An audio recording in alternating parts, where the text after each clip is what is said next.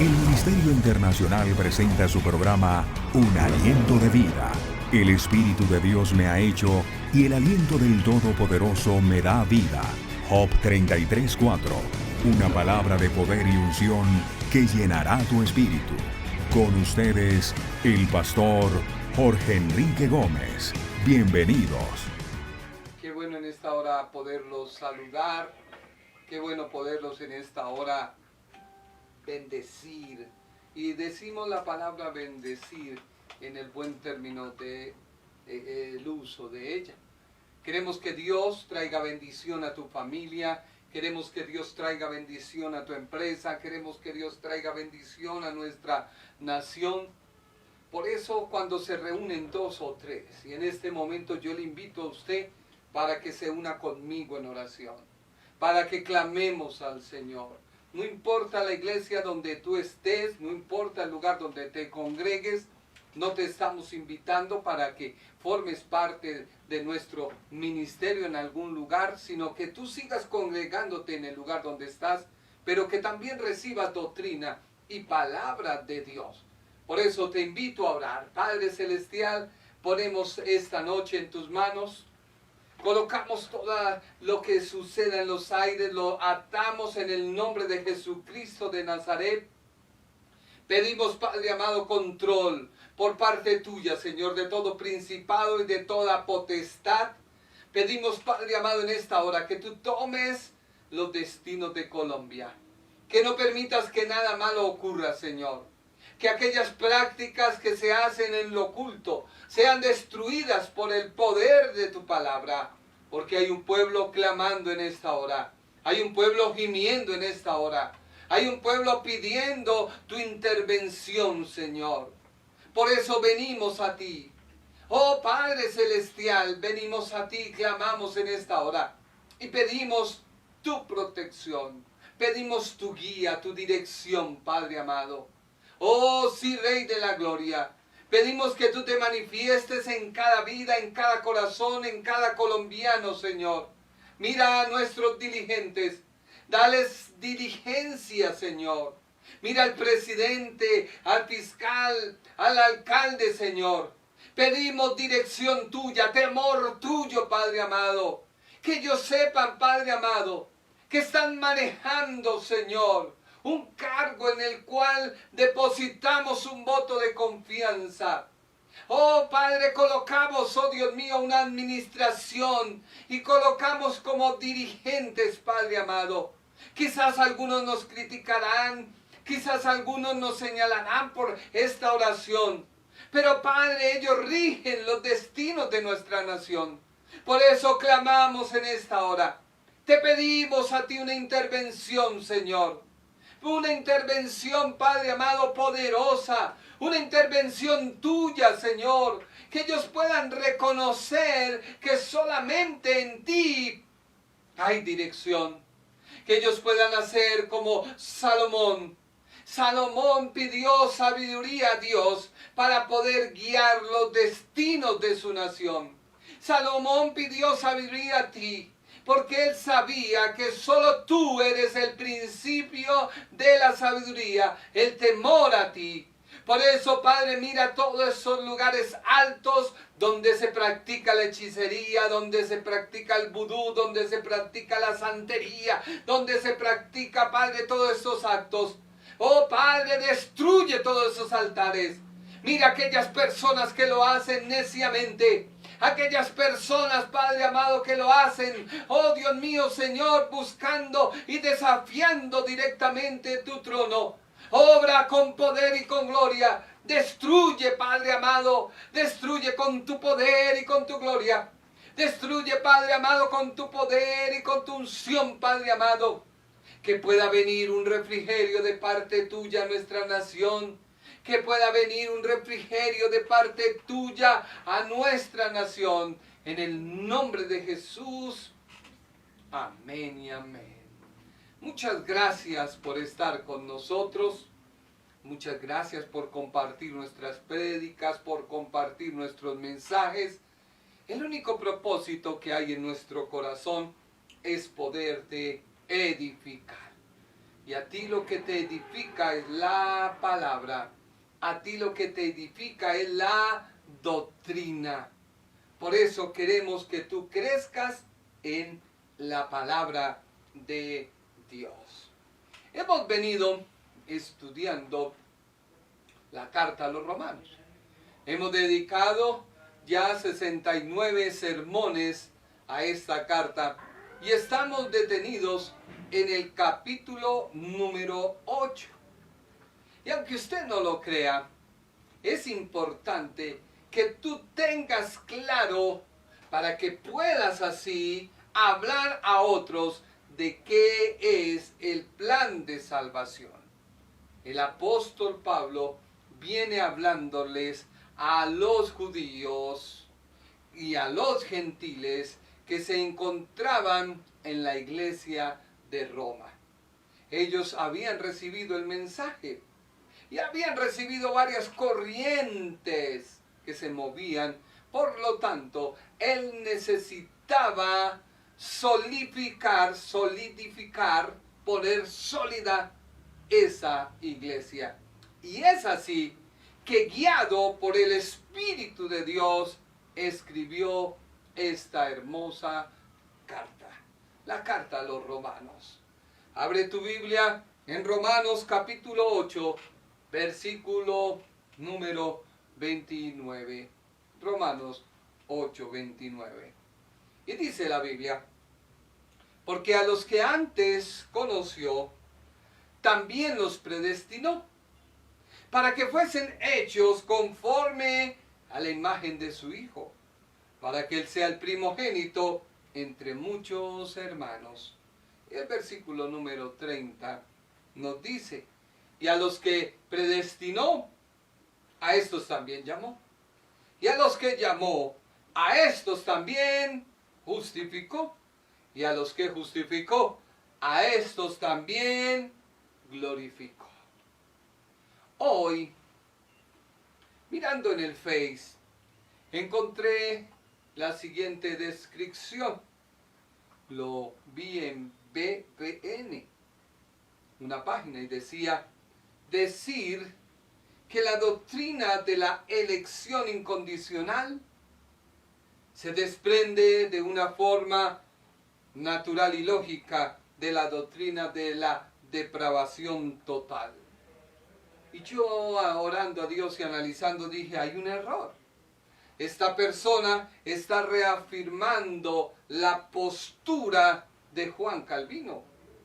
Y es que todo el titular, todo el argumento decía: la doctrina de la elección incondicional, Juan Calvino, se desprende de una forma natural y lógica de la doctrina de la depravación total, Juan Calvino.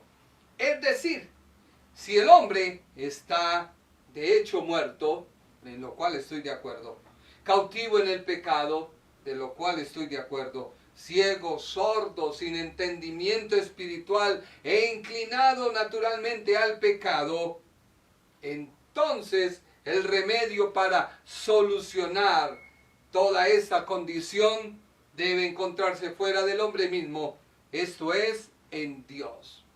Hasta ahí estoy de acuerdo. Nosotros no podemos adquirir nada por nuestras fuerzas, pero sí tenemos la voluntad de decidir si queremos aceptar a nuestras vidas el plan de salvación que Dios ha trazado desde la eternidad para el hombre. Sigo leyendo lo del artículo y decía la persona: en el punto anterior hicimos la pregunta: ¿puede el hombre resucitarse a sí mismo? Y la respuesta inevitable es: por supuesto que no. Estamos de acuerdo.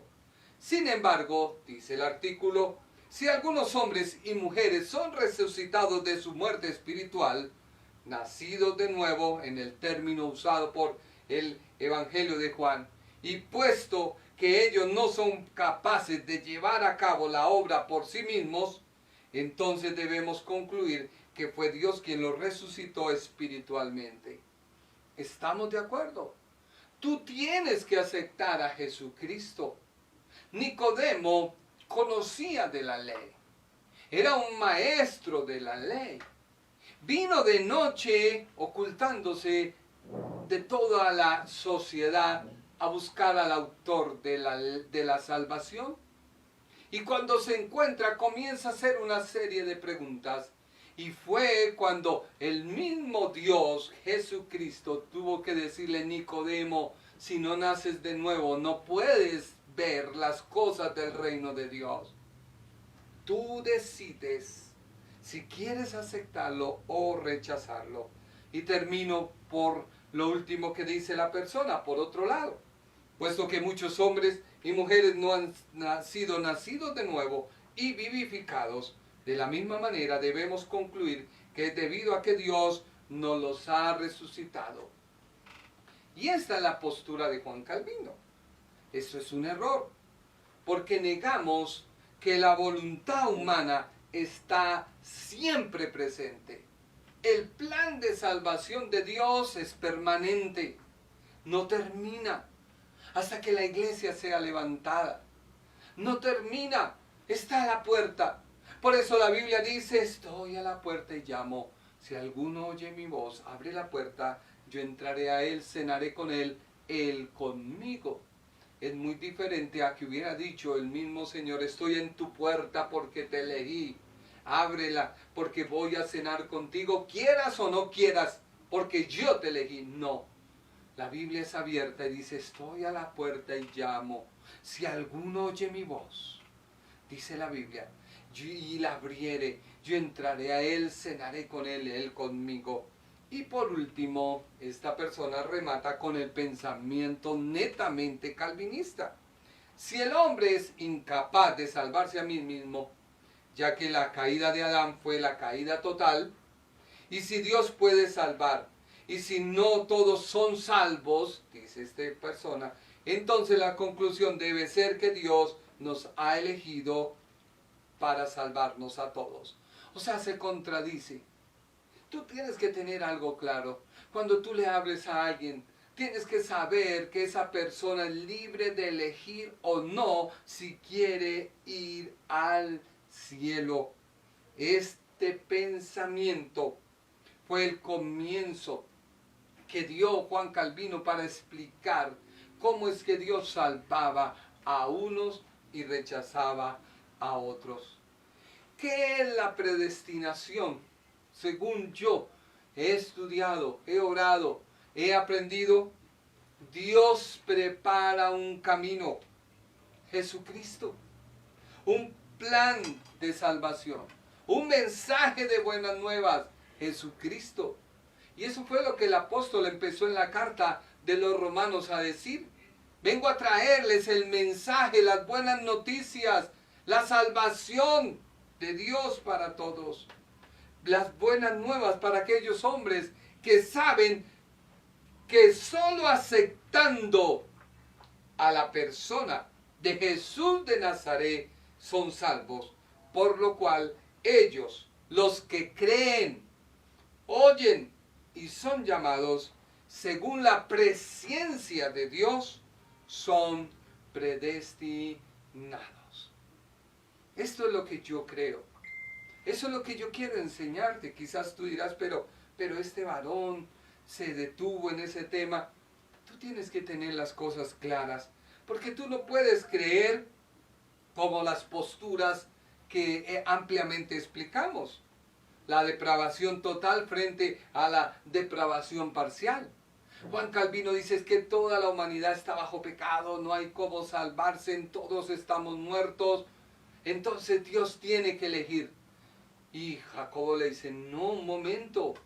Sí, todo está en pecado, todos estamos alejados de Dios, pero yo puedo decidir. Lo mismo dice en la elección. Hay una elección incondicional y hay una elección condicional. La incondicional, Juan Calvino dice, nadie se puede salvar a sí mismo. Es por ello que Dios no le importó qué hiciste, te salvó, te rescató, te sacó del mundo. Eso es un pensamiento calvinista. En cambio, Jacobo Arminio dice, no, la elección es condicional, yo puedo rechazarla o puedo aceptarla. Por lo tanto, la expiación, según Juan Calvino, es limitada. Solo Dios murió, envió a Jesucristo por los que eligió. Jacobo dice, no, Él murió por todo el mundo, pero yo acepto o no ese plan de salvación. Yo no te quiero predicar religión. Mira que la religión nos divide. Mira que la religión tiene un punto de vista. Yo quiero hablarte de una relación. Cuando todos nos relacionamos con Jesucristo y queremos acercarnos a Dios Padre, tenemos que mirar la obra de la cruz. Y cuando todos ponemos nuestra ansiedad, nuestros problemas, nuestras vicisitudes ante la cruz del Calvario, encontraremos salvación. Y cuando encontramos salvación, empezamos a clamar a Dios y empezamos a entender que todo lo que hacemos debe agradar a quien me salvó y me rescató. La gracia irresistible predicada por Juan Calvino dice que la persona ve la salvación como algo que le atrae y no puede irse porque Dios lo eligió.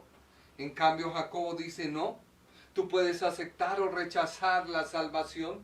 Tú puedes decir, no, yo quiero ir al infierno. O puedo decir, no, yo quiero disfrutar de esa paz. Lo último es que la salvación es incondicional, según Juan Calvino. Dice, la salvación es por elección y punto. Quiéralo o no, Dios te eligió para ser salvo. Mientras que Jacobo Arminio dice, no, las personas eligen y las personas deciden si serán salvas y desean entrar. Esas serán las posturas. Ahora yo estoy estudiando y explicándote 13 puntos que recibí como enseñanza de qué es verdaderamente la predestinación. El día jueves estudiamos y les enseñé, Dios ama al ser humano, creado a su imagen y conforme a su semejanza, mas no su pecado, su actuar por el cual debe aceptar la salvación. Como segundo estudiamos, Dios conoce perfectamente lo que sucede en el futuro. A Dios nada se le esconde, a Dios nada lo toma por sorpresa, porque Él vive en un eterno presente. Para Él no hay tiempo. Por lo tanto, Él te puede ver desde que eres concebido, vas haciendo tu crecimiento hasta el día de tu partida de tu cuerpo terrenal. Sí, Él te ve, porque para Dios un día son como 1000 años y 1000 años como un día. Así que ¿cuántos siglos han pasado para nosotros? Para Dios son días. Hoy te voy a enseñar como tercer punto. Dios conoce a cada ser humano en particular desde la eternidad. Alguien puede decir, pero ¿cómo es eso que Dios me conoce y conoce a millones de seres humanos que estamos poblando el planeta Tierra? Es como cuando tú tienes una colección o tienes un cultivo. Cuando tú pasas, vas conociendo a cada planta y cuando ya la conoces, sabes qué producto da, qué características tiene. ¿Por qué? Porque tu pasar y tu mirar te hace conocedor. Ahora, Dios no tiene la mente que tú y yo tenemos. Tú y yo tenemos una mente finita. La mente de Dios es infinita. Se dice que nuestra Vía Láctea es como si fuera la punta de una mesa. Y Dios en esa Vía Láctea a cada estrella le tiene un nombre. ¿Cómo será todo el universo, que es una mesa completa, todo Dios lo sabe. Por eso Dios va más allá de nuestra comprensión. Y para que pudiéramos entender su mensaje, fue necesario que Jesucristo se hiciera como uno de nosotros para venirnos a mostrar el camino de la salvación. Mira lo que dice Jeremías, capítulo 1, versículo 5. Dios conoce a cada ser humano en particular. Sí, desde la eternidad. Dice Jeremías 1:5. Antes de que yo te formara en el vientre de tu madre, ya te conocía. Antes de que nacieras, ya te había elegido para que fueses un profeta para las naciones. Mire que aquí hay dos formas de ver. Uno, antes de que te formara en el vientre de tu madre, ya te conocía. Dios, dice el salmista, que desde el vientre, desde que somos un embrión, mi embrión vieron tus ojos.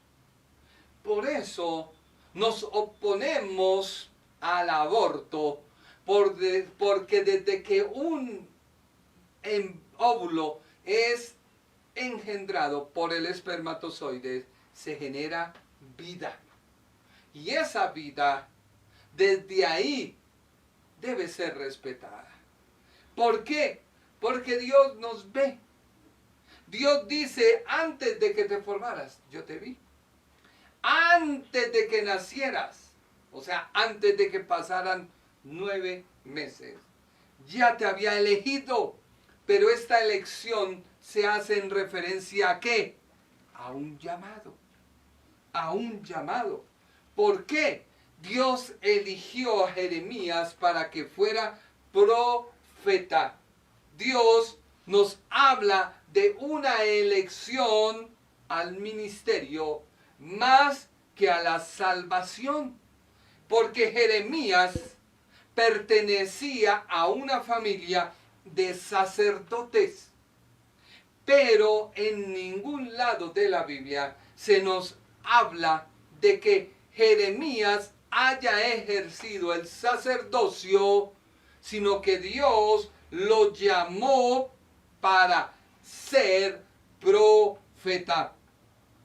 Así que la familia de Jeremías no vivía muy lejos de Jerusalén, vivían en el reino del norte. Pero la voluntad de Dios fue que Jeremías fuera sacerdote o profeta, un profeta. Por lo cual él ejerció a muy temprana edad, era un joven. Y aquí es donde se ve que Dios a quien llama, capacita.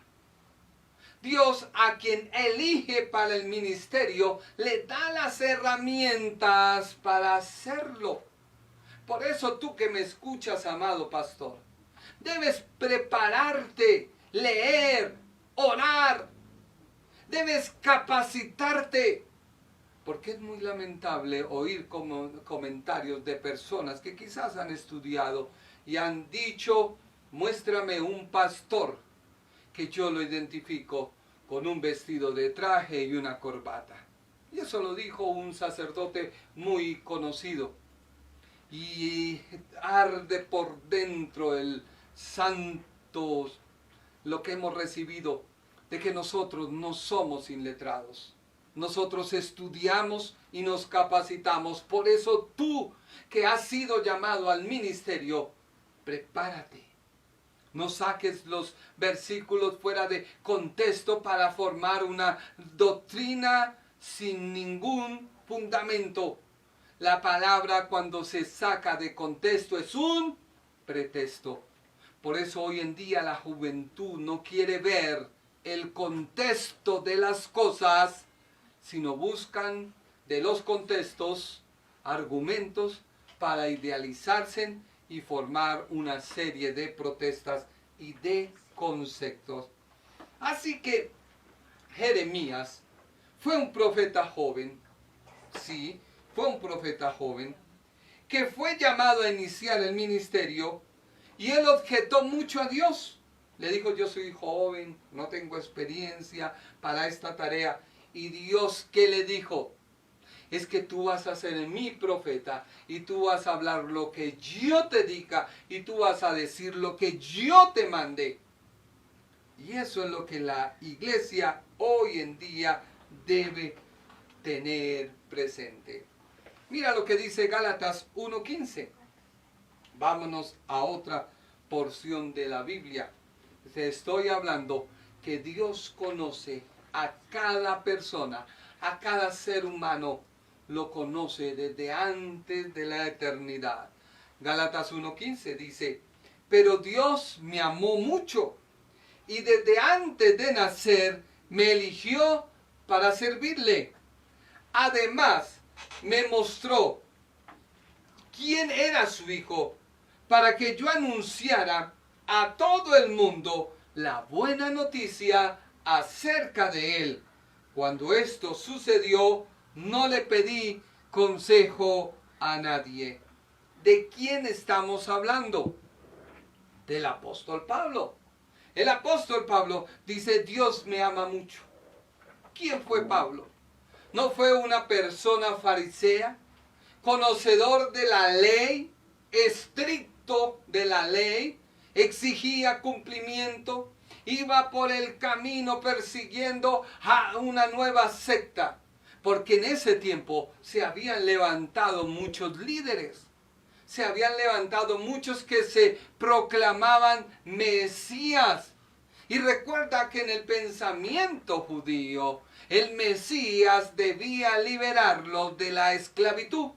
Y ellos pensaban que era la liberación del Imperio Romano. Por lo tanto, se armaban en armas. Perdón la redundancia. Ellos se armaban. Ellos contaban con ejércitos. Hacían revueltas y el Imperio Romano tenía que ir y destruirlos. Así que cada vez que se levantaba un líder, venía más opresión para los judíos, porque ningún líder había podido darle al Imperio Romano su estocada final. Por eso Pablo dice, desde antes del nacer me eligió.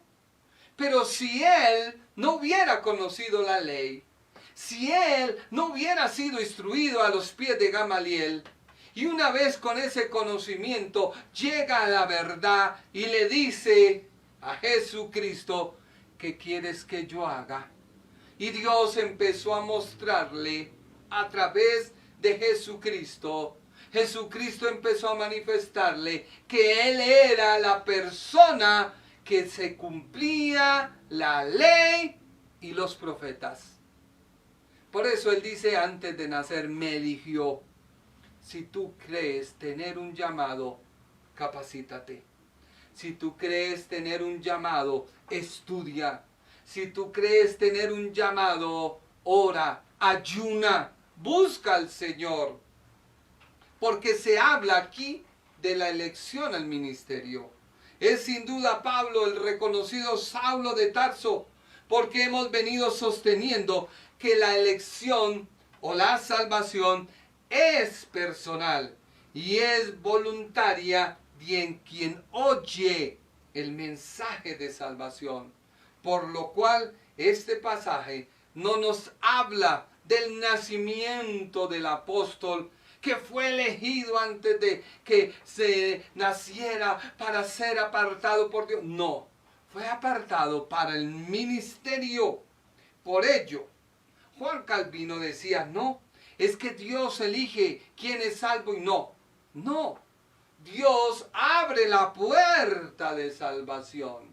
Y más adelante te voy a explicar. Sin embargo, te voy a decir el siguiente ejemplo. En tu cuerpo, ¿cuántos órganos hay?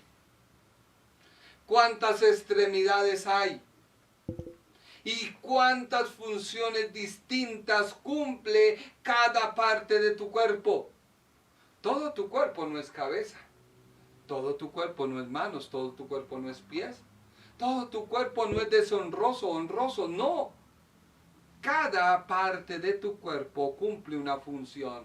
Así que en el cuerpo de Cristo, que es la iglesia, hay unos órganos principales que son, ¿cuántos sentidos tenemos? 5, Naomi. ¿Cuántos ministerios hay?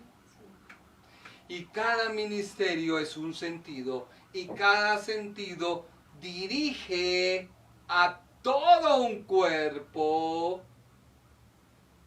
para el bien o para el mal. Los ojos no son boca. La boca no es nariz. La nariz no es olfato. El olfato... perdón. Los ojos no son nariz. La nariz no es boca. La boca no son oídos. Así que tú ten cuidado con decirle a alguien, es que Dios no te eligió. Dios nos ha elegido a todos para la salvación. Pero ¿sabes cuál es el gran problema? Que las personas toman una decisión, cometen un error, la embarran y luego buscan al pastor para que les dé su opinión sobre la elección que ellos tomaron, que les condujo a un error de tal manera que su conciencia quede tranquila por el consejo que les dio el pastor.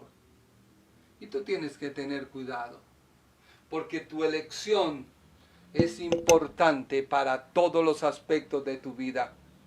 Tu elección es importante para todos los aspectos de tu vida. Y por el consejo que una persona te pueda dar, no te librará de las consecuencias de la elección que tú tomaste. Por eso la salvación tú eliges. Mira lo que dice Lucas 16:27. Aquí vemos nosotros que el llamado a la salvación es diferente al llamado al liderazgo del ministerio, porque la salvación es voluntaria. Tú la aceptas o tú la rechazas, pero el llamado al ministerio lo hace Dios. Lo hace Dios. El Ministerio Internacional presentó su programa Un Aliento de Vida. Venid a mí los que estáis trabajados y cargados, y yo os haré descansar. Mateo 11:28. Un aliento de vida. Una palabra de poder y unción que llenará tu espíritu.